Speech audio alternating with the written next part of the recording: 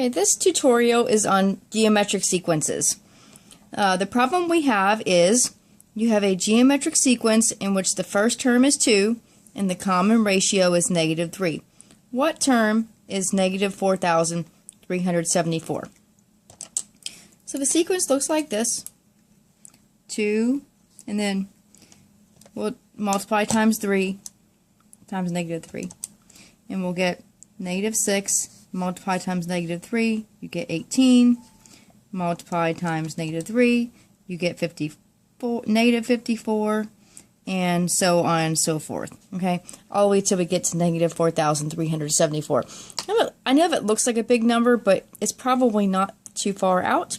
We actually could solve this problem just by continuing the sequence. That would be the easy way. If the term number was a small number, it would be the easy way. But I want to show you the more algebraic way, just in case you had a term that was way out there and it would just take too long to do this. Plus, I'm sure your teacher won't exactly like you doing it this way. So, anyway, the first thing we're going to start with is the formula for the nth term of a geometric sequence. And that is UN is equal to U1 R to the n minus 1 power. So we have the formula. Let's try to plug in what we can. Notice it says the first term is 2. First term is U1. So U1 is 2. And then it says the common ratio is -3. R is the common ratio. And when it says what term is this, this is our UN. So we're going to plug into the formula. -4,374 is equal to U1 is 2. There's actually a time symbol here. R is -3.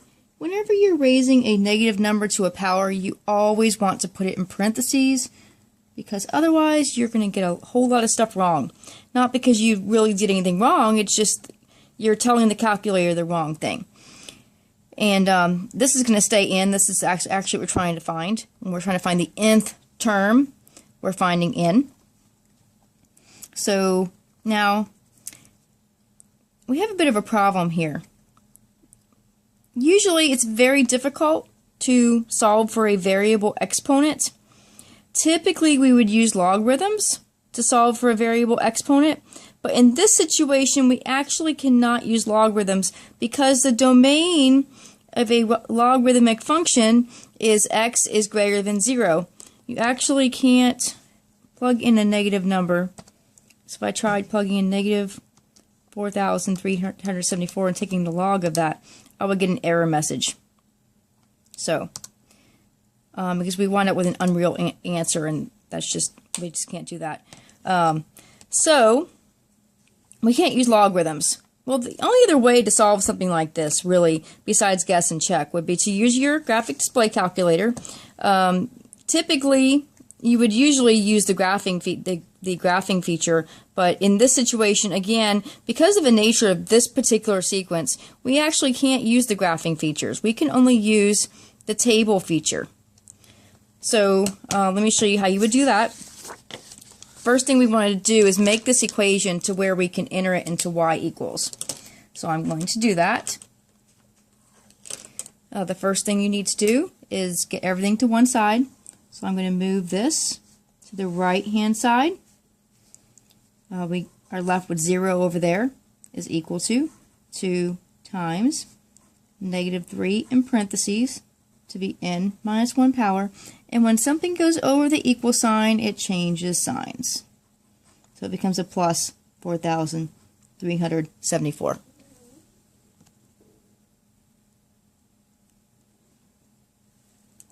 Now, because it's set equal to 0, essentially our output is 0. Our output is our y value. So we can actually say that y is equal to 2 times -3 to the n minus 1 power plus 4,374. And we're good to go to enter it into our GDC. Press y equals. You see, no, I didn't enter that there. I thought I already had it entered, but no. I actually simplified it a little bit more and entered it that way, so there we go. I actually divided everything by 2, which you can do also. But I'll enter it just like it is on the paper. Okay, now we're going to go to our table. Actually, we can go to our graph, but typically when we try to solve an equation using the graph, we're looking for where it intersects the x-axis. And this thing does not intersect the x-axis at any point, or at least not that we can see anyway. And the reason why is because it's actually a bunch of dots, because the nature of this sequence is that it's positive, negative, so it kind of bounces all over the place. And so that's why we can't use the graph of it. We're going to go to our table of values, and first I want to make note that if this thing were to intersect the x-axis, then our y value would be 0. So we can't see where it intersects the x-axis, but it must. We just can't see it because of the nature of this thing not being, it's advanced, but it's not as advanced as we probably need it to be. So where it intersects the x-axis, y would be 0. So we're looking for that in our table. So if we look for a y value of 0, we get a corresponding x value of 8. So at 8 comma 0 over 1, 2, 3, 4, 5, 6, 7, 8, there should be a dot right there, which we can't see probably because the x-axis is in the way. It would actually touch right there. So x, again, or x or n, see it's equal to 0 also, so it's equal to 0 right here. So this is our output of 0. So when y is 0, what is x? That's what we're looking for. When y is 0, what is x? So again, if you look at the table, that's right there. When y is 0, x is 8. So we know, therefore, the n must be 8. So therefore,